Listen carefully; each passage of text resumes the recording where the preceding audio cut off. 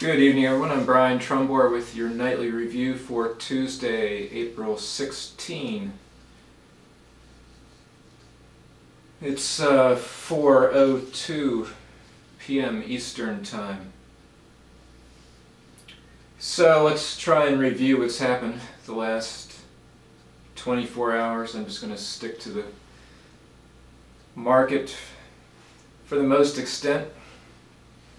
Dow Jones was down 150 points yesterday when we got word of the terror attack, and it finished down 265. So you could say the impact of the attack was 115 points more to the downside. That was yesterday. So we finished down 265. Today we rebounded 157 points to 14,756, or 1.1%. So essentially recovered, and then some, what we lost after word of the attacks broke. S&P 500 was up 22 points to 1574, 1.4%. NASDAQ up 48 points, 1.5%. Gold was at 1578 just 10 days ago. It closed yesterday at 1360, down $140 on the day, and it had a pathetic rebound to 1373. But I noticed in just the last 10 minutes there was incredible volatility, way out of whack with the 3:50 to 4 o'clock period. Gold was actually down, back down to unchanged, and then it rallied a couple bucks at the end. So again, 1578 10 days ago, 1370, 1373. Intel just reported down. It was expected to earn 41 cents. It looks like they came in at 40 cents. I'll try and update the price later.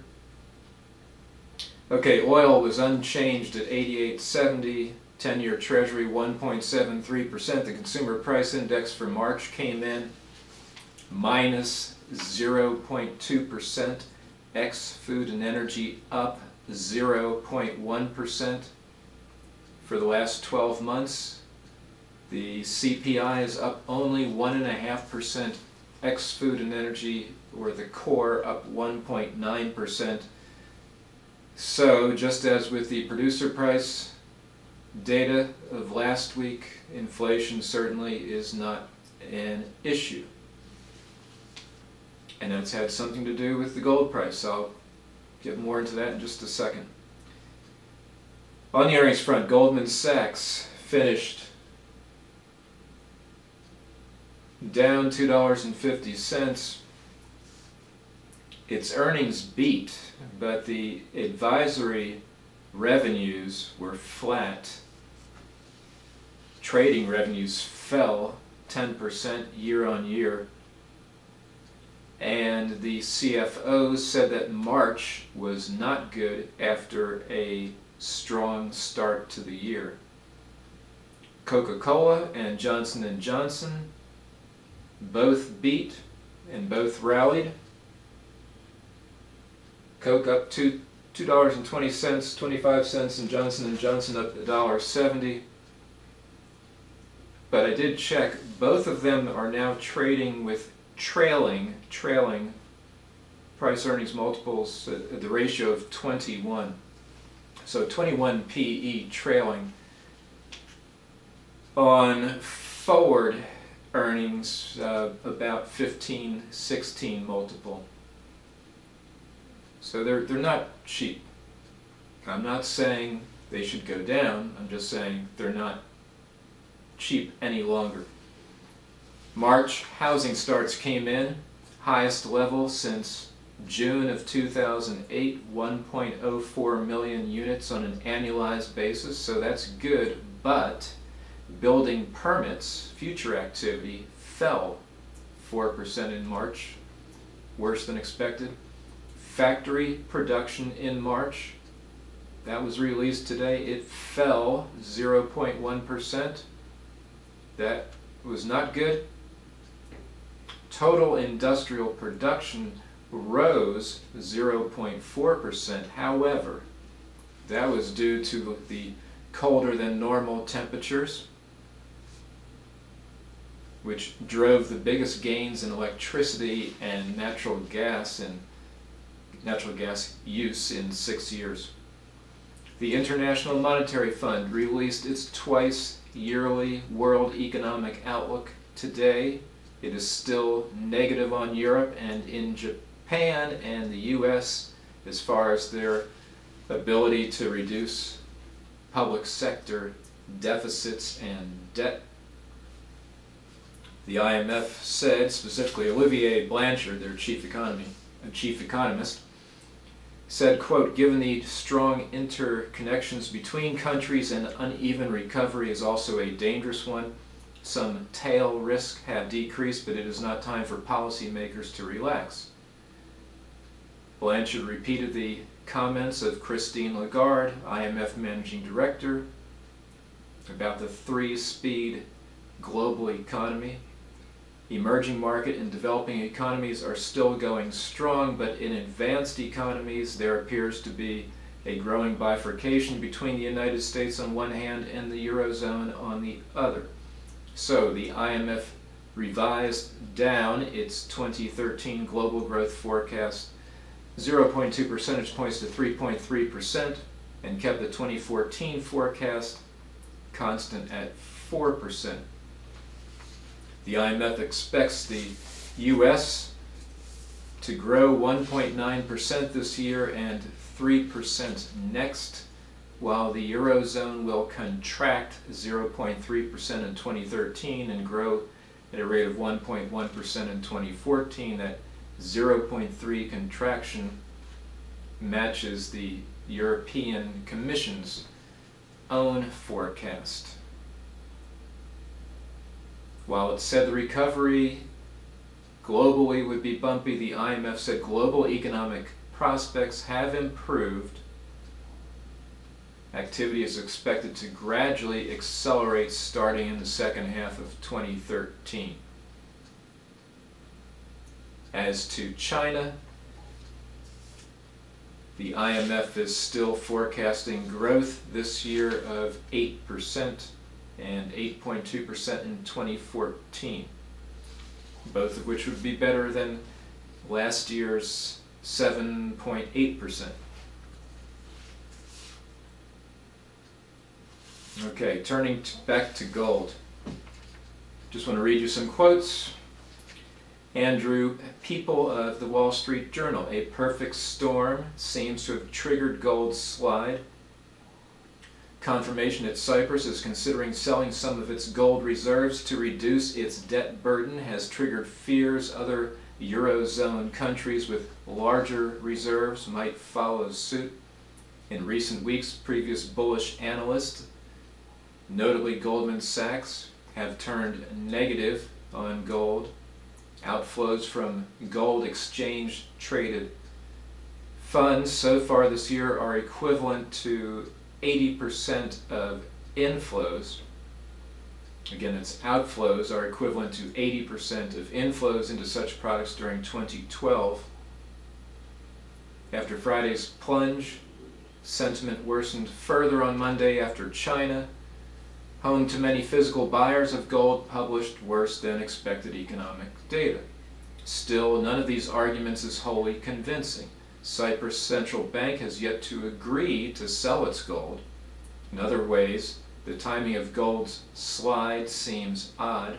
The precious metal is often seen as a hedge against inflation. Leading central banks, other than the European Central Bank, seem to have a bias toward higher prices, with the Bank of Japan now firmly on board, theoretically prolonging the negative real interest rate environment that has been supportive of gold. But Liam Denning, also of the Wall Street Journal, says the argument for inflation runs into continuing high unemployment in many developed economies and the risk of deflation in key markets like housing as and when interest rates rise. He adds, in that context, gold seems to indicate that fear of central banks doing too much has morphed into resignation that those efforts might have staved off catastrophe but aren't enough to boost global growth and thereby inflation too much in the near term. As central bankers wipe the mess from the soles of their wingtips, they can celebrate a partial victory at best. Stock market investors should take note. On the bullish case, John Reed of Paulson and Company. Of course, they have just taken a freaking bath.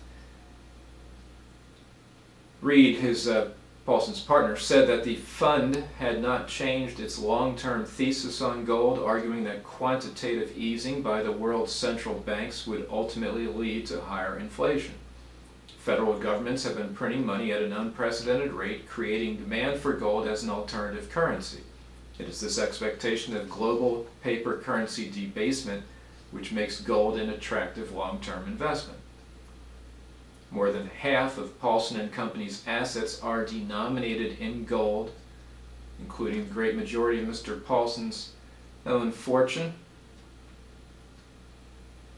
Bill Gross of PIMCO, the world's largest bond fund manager, in February described gold as a decent hedge.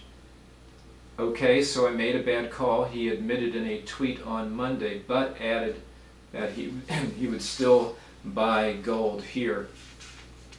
Turning to overseas. This didn't get a lot of press yesterday. It certainly deserved it. In Iraq, a series of bombings killed at least 55, the deadliest day in nearly a month. The assault, which was in many different parts of the country, bore the hallmarks of a resurgent Al-Qaeda, in case you thought they had disappeared. Resurgent Al-Qaeda in Iraq, and appeared aimed at sowing fear days before the first elections since U.S. troops withdrew. These elections are Saturday. They're local elections that are a test of the strength for Prime Minister Nouri al-Maliki. Iraqi officials believe the insurgent group Al-Qaeda in Iraq is growing stronger and increasingly coordinating with allies fighting to topple Syrian President Bashar Assad across the border. And of course, Al-Qaeda already announced last week that they are in alliance with the Syrian group, the Nusra Front. And so combined, that's improved the militant supply of weapons and foreign fighters. At least 14 of these local election candidates have been assassinated during this election cycle.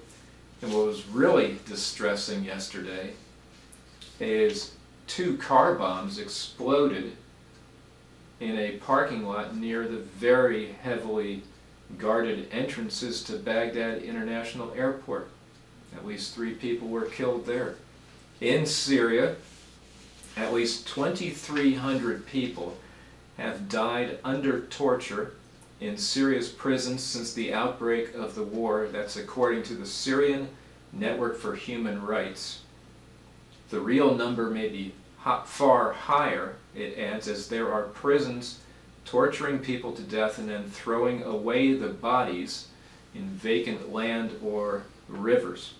Separately, at least 130 people were killed across the country on Sunday. There are 2 things to watch tomorrow. Margaret Thatcher's funeral in London, and hopefully there isn't any major violence. Something's going to happen. It might hopefully just be some massive protest off to the side. But this is could be a scary day. British security is on edge, to say the least. And the other thing is, tomorrow, supposedly in Venezuela, the two sides in the election have encouraged their supporters to come out in massive demonstrations. As you know, Nicolas Maduro, Hugo Chavez's handpicked successor, defeated Enrique Capriles by less than 2 points in a shock. That was Sunday's election. Capriles had challenged Maduro and insisted that a hand count be held of all the paper ballots. But Maduro was proclaimed the winner on Monday by the National Electoral Council, which certified the victory in a ceremony broadcast on national television, paving the way for his inauguration on Friday. Elias Ua, the foreign minister, said in a speech in which he defended the election result, "There is no doubt here about who won the election. Venezuelans, let's feel proud of yesterday's vote." It's a freaking joke. The margin of victory was a letdown for many in the government, to say the least. Remember, the polls, which generally are fairly accurate in Venezuela before they hold the vote and then they do all kinds of things. Polls had Maduro winning by 7 and 10 points. But with this narrow margin of victory, Maduro has no support within his own government. Javier Corrales, an Amherst College expert on Venezuela, told the Washington Post that Maduro has the type of background that the military doesn't always appreciate. Some people say that the military never loved the ties to Cuba, and Maduro is very open about his ties to Cuba. Reardon Roet, the head of Latin American Studies at Johns Hopkins, said if Capriles starts marches throughout the country, the Chavistas will start beating the hell out of the opposition people. The police and military will have to intervene. There will be blood. This violence won't stop. I don't see Capriles backing down anytime soon, nor Maduro's people. Carl Meacham, director of the Americas program at the Center for Strategic and International Studies in Washington. This is the worst possible outcome. The possibility for conflict has increased in a major way, and this is not going away in the short term. This is going to drag on.